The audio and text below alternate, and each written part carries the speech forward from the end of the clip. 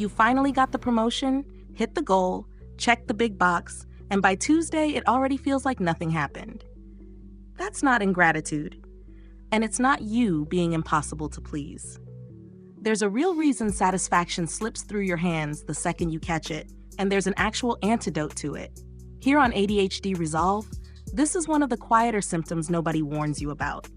You can achieve something you wanted for years and feel almost nothing, while a completely random Tuesday afternoon accidentally feels amazing for no clear reason at all. That gap between effort and satisfaction isn't a personality flaw, and it isn't you being ungrateful. It's a specific pattern in how the ADHD brain processes reward. By the end of this video, you'll understand exactly why satisfaction leaks out of you faster than it fills up. And there's one small, almost embarrassingly simple antidote coming up that actually works with your brain instead of against it. Here's what's really happening. Imagine satisfaction like water poured into a bucket. And for most brains, that bucket holds water reasonably well. A good day, a finished goal, a compliment. It stays in there for a while, keeping you topped up. Research suggests the ADHD brain's dopamine system doesn't just start lower at baseline, it also drops back down unusually fast after a reward arrives, almost like that same bucket has a small hole quietly drilled in the bottom of it. You pour in the achievement, the promotion, the finished project, and for a moment, it genuinely feels full, real, deserved. But within hours, sometimes even minutes, it's leaking back out, and you're left standing there confused, holding an empty bucket you swear you just filled. This is why the goal you chased for years can feel strangely flat the day you finally reach it. And it's also why brand new things, a new hobby, a new relationship, a new plan, feels so much more alive than anything familiar, because novelty pours water in faster than the hole can drain it, at least for a little while, before the same leak starts again.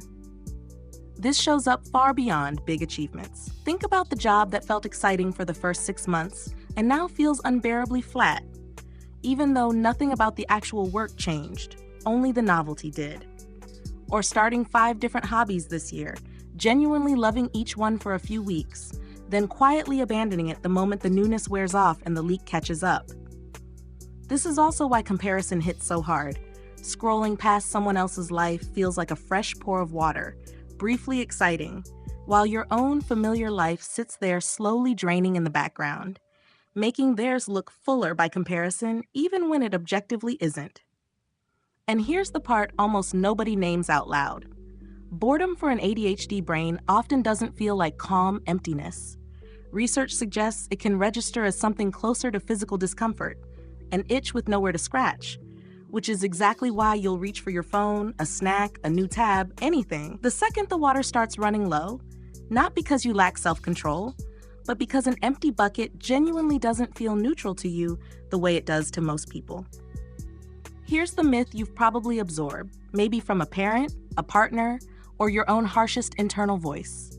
You're just never satisfied. You always want more. You're spoiled, or you don't know how to appreciate what you have.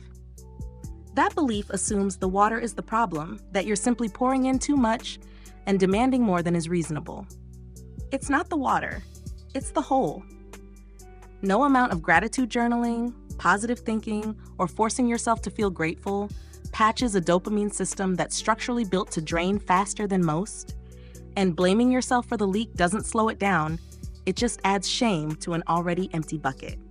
This is why some ADHD adults chase achievement after achievement and still feel hollow at the finish line every single time. Not because nothing was ever enough, but because enough was never designed to stay for very long in a system built this way. The real fix was never trying harder to feel grateful for water that was always going to drain. It's changing how often and how you refill the bucket in the first place. Once you understand this, the antidote stops being one big fix and becomes something much smaller and much more repeatable. Instead of pouring everything into one distant goal and expecting it to fill the bucket permanently, break satisfaction into small, frequent refills, noticing one specific thing that went well today, out loud, before the day ends, not as gratitude for its own sake, but as a deliberate top-up before the leak catches up to you. Rotate in small doses of novelty on purpose.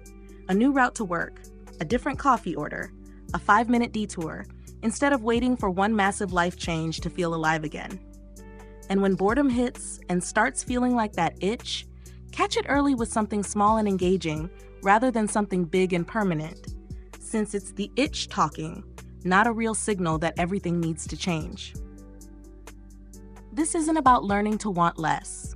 It's about learning to refill more often, on purpose, before you're standing there confused, holding an empty bucket again. You were never ungrateful, and you were never impossible to satisfy. Your bucket simply drains faster than most, and now you know exactly why, and exactly how to keep refilling it, instead of blaming yourself every time it runs dry.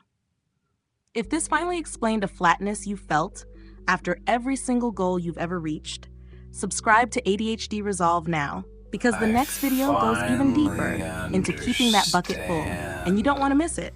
We're breaking down the ADHD brain one piece at a time. I understand myself.